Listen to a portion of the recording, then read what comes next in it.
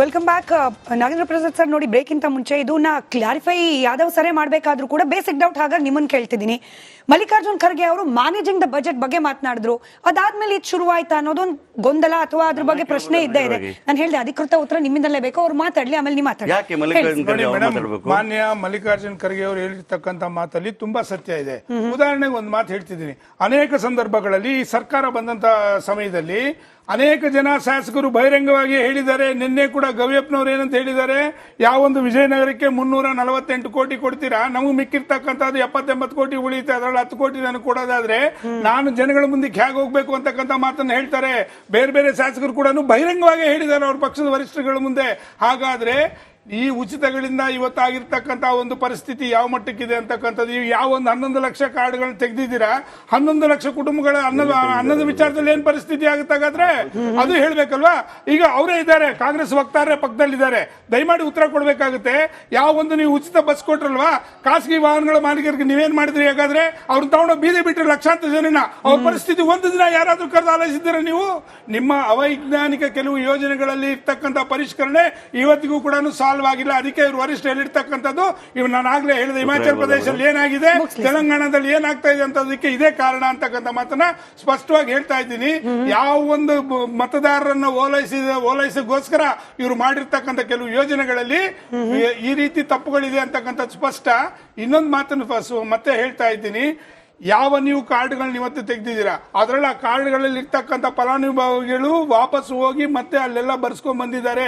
ಉದಾಹರಣೆಗೆ ಒಂದು ಮಾತು ಹೇಳ್ತೀನಿ, ಸನ್ಮಾನ್ಯ ಮುನಿಯಪ್ಪನವ್ರು ಒಂದು ಮಾತು ಹೇಳ್ತಿದ್ದಾರೆ, ಯಾರಿಗೆ ತಪ್ಪಾಗಿ ಏನಾದ್ರೂ ಅವ್ರ ಕಾರ್ಡ್ಗಳು ತೆಗೆದ್ರೆ 48 ಗಂಟೆ ಕಾಲದ ಒಳಗಡೆ ನೀವು ಮಾಡ್ಕೋಬಹುದು ಮತ್ತೆ ಅಂತ ಹೇಳಿ ನಿಮ್ಮ ವಾಹಿನಿ ಮುಖಾಂತರ ಹೇಳ್ತಾ ಇದ್ದೀನಿ. ತಾವೇ ಒಂದು ರಿಪೋರ್ಟ್ ಕೊಡಿ, 48 ಗಂಟೆಗಳ ಒಳಗಡೆ ಒಂದು ಕಾರ್ಡ್ ತಗೊಂಡು ನೀವು ಮಾಡಿಸ್ಕೊಂಡ್ ಬಂದ್ರೆ ಅವ್ರಿಗೆ ಮಾತ್ರ ತೆಗಿಲಿ ಸರ್.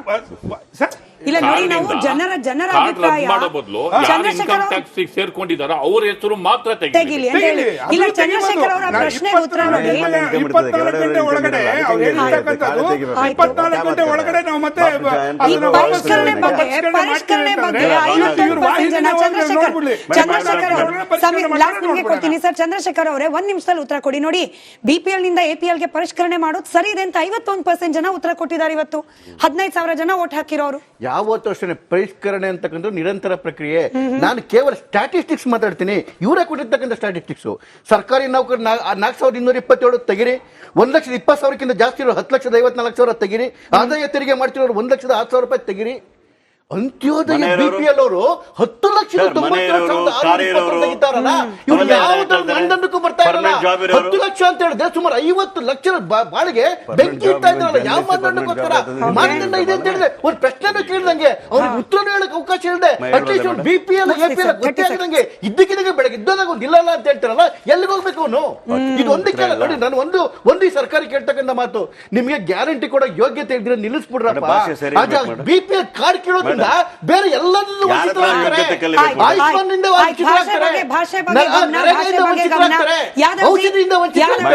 ಇವಾಗ ಈ ಪರಿಷ್ಕರಣೆಯಲ್ಲಿ ಸಫರರ್ಸ್ ಆಗ್ತಿರೋವರಿಗೆ ಏನ್ ಪರಿಹಾರ? ಒಂದ್ ಪ್ರಶ್ನೆ. ಎರಡನೇದು, ಮಲ್ಲಿಕಾರ್ಜುನ್ ಖರ್ಗೆ ಅವರ ಮಾತಿನ ಎಫೆಕ್ಟ್. ಮೊದಲು ಮಲ್ಲಿಕಾರ್ಜುನ್ ಖರ್ಗೆ ಸಾಹೇಬರ ಹೇಳಿಕೆ ಬಗ್ಗೆ ಹೇಳ್ತೀನಿ. ಅವರು ಮೊನ್ನೆ ಕೊಟ್ಟಂತ ಹೇಳಿಕೆ, ಈ ಪರಿಷ್ಕರಣೆ ಸ್ಟಾರ್ಟ್ ಆಗಿರ್ತಕ್ಕಂಥ 3 ತಿಂಗಳ ಹಿಂದ್ಗಡೆ ಆಗಿರ್ತಕ್ಕಂಥ ಪರಿಷ್ಕರಣೆ, ಅದಕ್ಕೂ ಇದಕ್ಕೆ ನೀವು ತುಲನೆ ಹಾಕಬೇಡಿ ಅನ್ನೋ ವಿಚಾರನ ಹೇಳ್ತೀನಿ. ಹೋಲಿಕೆಯನ್ನು ಮಾಡಕ್ ಹೋಗ್ಬೇಡಿ. ವಿಚಾರದಲ್ಲಿ ಹೇಳ್ತಾ ಇದ್ರು, ಈಗ ನೌಕರರ ಬಗ್ಗೆ ಸ್ಟಾಟಿಸ್ಟಿಕ್ಸ್ ಕೊಡ್ತಾ ಇದ್ರು, ಇನ್ಕಮ್ ಟ್ಯಾಕ್ಸ್ ಬಗ್ಗೆ ಕೊಡ್ತಾ ಇದ್ರು. ಅಷ್ಟು ಮಾತ್ರ ಮಾನದಂಡಗಳಲ್ಲ, ಯೋಗ್ಯತೆ ಇರ್ತಕ್ಕಂಥ ಸರಿಯಾಗಿ ಓದ್ಕೋಬೇಕಾಗ್ತದೆ. ಏನಿದೆ ಅಂತಂದ್ರೆ ಉತ್ತರಕ್ಕೆ ಉತ್ತರ ಹಾಗೆ ಕೊಡಬೇಕಾಗ್ತದೆ. 1000 ಅಡಿ ಮನೆ ಇದ್ರೆ ಅವ್ರಿಗೆ ಸಿಗೋದಿಲ್ಲ. ಪರ್ಮನೆಂಟ್ ಕೆಲಸ ಪ್ರೈವೇಟ್ ಅಲ್ಲಿ ಇದ್ರು ಕೂಡ ಅವ್ರ ಇನ್ಕಮ್ ಟ್ಯಾಕ್ಸ್ ಕಟ್ಟಿರ್ಲಿ ಬಿಡ್ಲಿ, ಅವ್ರ ಪರ್ಮನೆಂಟ್ ಕೆಲಸ ಇದ್ರೆ ಅವ್ರಿಗೂ ಸಿಗೋದಿಲ್ಲ. ಆ ರೀತಿ ಅಂತ 5 ಮಾನದಂಡಗಳಿರೋ ಸಂದರ್ಭದಲ್ಲಿ ಅದನ್ನ ಯಾವ್ದಾದ್ರು ಮಾನದಂಡದಲ್ಲಿ ಅವ್ರಿಗೆ ಮ್ಯಾಚ್ ಆಗ್ತಾ ಇದ್ರೆ ಅವ್ರನ್ನ ಕಾರ್ಡ್ ತೆಗೆದಿರ್ತಾರೆ. ಒಂದ್ ವೇಳೆ ಒಂದು ಅರ್ಹರಿಗೆ ಏನಾದ್ರು ತೆಗೆದಾಕಿದ್ದೆ ಆದ್ರೆ 48 ಗಂಟೆಯಲ್ಲಿ ಮಾಡ್ತೀವಿ ಅಂತ ಹೇಳಿದ್ವಿ. ಇವರು ಜೆಡಿಎಸ್ ನವರು ಹೇಳ್ತಾ ಇದಾರಲ್ಲ, ಅವರೇ ಒಂದು ಕ್ಲಾಸಿಕ್ ಕೊಡ್ಲಿ ಕೇಳಿ ನಾವು ಮಾಡ್ತೀವಿ. ನಿಮ್ಮನ್ನು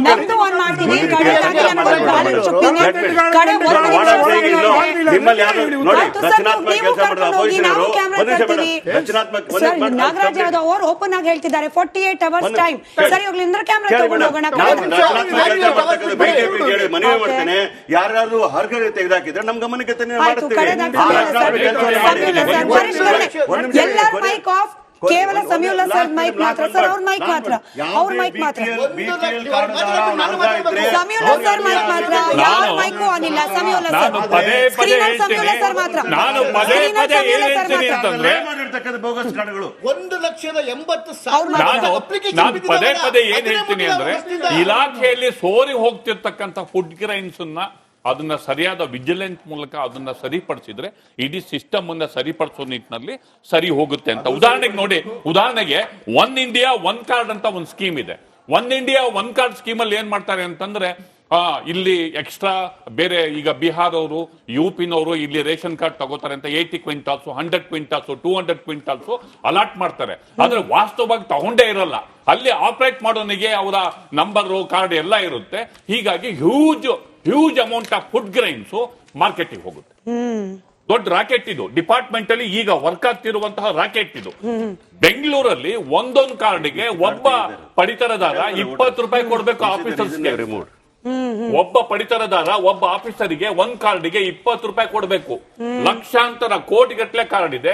ಒಂದು ತಿಂಗಳಿಗೆ ಕಮ್ಮಿ ಎಂದು ಕೂಡ 8 ರಿಂದ 10 ಕೋಟಿ ಪಡಿತರ ಅಂಗಡಿಯಿಂದ ವಸೂಲ್ ಮಾಡ್ತಾರೆ.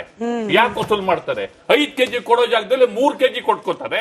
2 ಕೆಜಿನ ಮಾರ್ಕೆಟಿಂಗ್ ಬಿಡ್ತಾರೆ. ಕೇಳಿದ್ರೆ ನಾವು 20 ರೂಪಾಯಿ ಕೇಳ್ತೇವೆ ಸರ್, ನಾವ್ ಎಲ್ಲಿಂದ ಕೊಡ್ಲಿ? 3 ಕೆಜಿ ಕೊಟ್ಟು ಅವ್ರಿಗೆ ಏನೋ ಹೇಳ್ಕೊತೀವಿ ಇಷ್ಟೇ ಬಂದಿದ್ದು ಅಂತ ತಗೊಂಡ್ ಹೋಗ್ತಾರೆ. 2 ಕೆಜಿನ ಮಾರ್ಕೆಟ್. ಇದು ಈಗೇನ್ ಈ ಗೌರ್ಮೆಂಟ್ ಅಲ್ಲ, ಮೊದ್ಲಿಂದಲೂ ನಡ್ಕೊಂಡ್ ಬಂದಿರೋ. ನೀವು ಗೋಡನ್ನಿಗೆ ಒಂದು CCTV ಹಾಕಿಲ್ಲ ಅಂತಂದ್ರೆ ಸಲಹೆಯನ್ನು ಸ್ವೀಕಾರ ಮಾಡಿದ್ದೀವಿ. ಅಂದ್ರೆ ಇಡೀ ಸಿಸ್ಟಮ್ ಫುಡ್ ಡಿಪಾರ್ಟ್ಮೆಂಟ್ ಅಲ್ಲಿ ಒಂದು ಮಾಫಿಯಾ ವರ್ಕ್ ಮಾಡ್ತಿದೆ. ನಮ್ಮ ಉದ್ದೇಶ ಇಷ್ಟೇ. ನಾಗರಾಜ್ ನೀವು ಒಪ್ಕೊಂಡಿದ್ದೀರಿ. Really sorry. Thank you so much ಎಲ್ಲರಿಗೂ. Thank you so much. ಕಳಕಳಿಯ ಮನವಿ. ಪರಿಷ್ಕರಣೆ ವ್ಯವಸ್ಥೆಯಲ್ಲಿ ಲೋಪ ಇದ್ದ ಸಂದರ್ಭದಲ್ಲಿ ಪರಿಷ್ಕರಣೆ ಅನಿವಾರ್ಯ. ಆದ್ರೆ ರಾಜಕೀಯ ಉದ್ದೇಶಕ್ಕೇನಾದ್ರೂ ಪರಿಷ್ಕರಣೆ ಆಗ್ತಾ ಇದ್ರೆ ಅದನ್ನ ಖಂಡಿಸ್ಲಿಕ್ಕೆ ರಿಪಬ್ಲಿಕ್ ಕನ್ನಡ ಅಂತೂ ಇದೆ. ಅದನ್ನ ಮಾನಿಟರ್ ಮಾಡ್ಲಿಕ್ಕೆ ವಿರೋಧ ಪಕ್ಷಗಳು ಇದೆ. ನಾಗರಾಜ್ ಯಾದವ್ ಅವರು ಓಪನ್ ಆಗಿ ಹೇಳಿದ್ದಾರೆ 48 ಗಂಟೆ. ಅರ್ಹರೇನಾದ್ರೂ ಈ ರೀತಿಯಾಗಿ ವಂಚಿತರಾಗಿದ್ರೆ 48 ಗಂಟೆಯಲ್ಲಿ ಪರಿಹಾರ ಆಗುತ್ತೆ ಅಂತ ಹೇಳಿ ಅದ್ರ ಬಗ್ಗೆ ನಾವು ಕಣ್ಣಿಟ್ಟಿರ್ತೀವಿ. ಭರವಸೆ ಇಡೋಣ, ಅರ್ಹರಿಗೆ ಎಲ್ಲಾ ಸೌಲಭ್ಯಗಳು ಸಿಗುವಂತಾಗಬೇಕು ಅನ್ನೋದ್ರ ಬಗ್ಗೆ. ಧನ್ಯವಾದ ಮತ್ತೊಮ್ಮೆ ಎಲ್ರಿಗೂ ಚರ್ಚೆಯಲ್ಲಿ ಭಾಗಿಯಾಗಿದ್ದಕ್ಕೆ. ನೋಡ್ತಾ ಇರಿ ರಿಪಬ್ಲಿಕ್ ಕನ್ನಡ, ಇದು ನಿಮ್ಮ ಧ್ವನಿ. 1 ವರ್ಷ ಕಳೆದ ಒಂದೇ ವರ್ಷದಲ್ಲಿ ಚುನಾವಣೆಗಳು, ರಾಜಕೀಯ ತಂತ್ರ ಪ್ರತಿತಂತ್ರಗಳು, ಅಭಿಯಾನ, ಜನಪರ ಅಹೋರಾತ್ರಿ ಹೋರಾಟಗಳು, ಪಾರದರ್ಶಕ ವರದಿಗಾರಿಕೆಯ ಪಣ ತೊಟ್ಟು ಮುನ್ನಡೆದಿದ್ದೇವೆ. 1 ವರ್ಷದ ಸಂಭ್ರಮದ ಜೊತೆಗೆ ಜವಾಬ್ದಾರಿ ಕೂಡ ಹೆಚ್ಚಾಗಿದೆ. ಮತ್ತಷ್ಟು ಮುನ್ನುಗ್ಗಿ ಜನಪರ ನಿಲ್ಲುವ ಉತ್ಸಾಹ ಕೂಡ ಹೆಚ್ಚಿದೆ. ಯಾಕಂದ್ರೆ ಇದು ರಿಪಬ್ಲಿಕ್ ಕನ್ನಡ, ನಿಮ್ಮದೇ ಧ್ವನಿ. 1 ವರ್ಷದ ನಿರ್ಭೀತ ಪತ್ರಿಕೋದ್ಯಮ ರಿಪಬ್ಲಿಕ್ ಕನ್ನಡ, ಇದು ನಿಮ್ಮ ಧ್ವನಿ.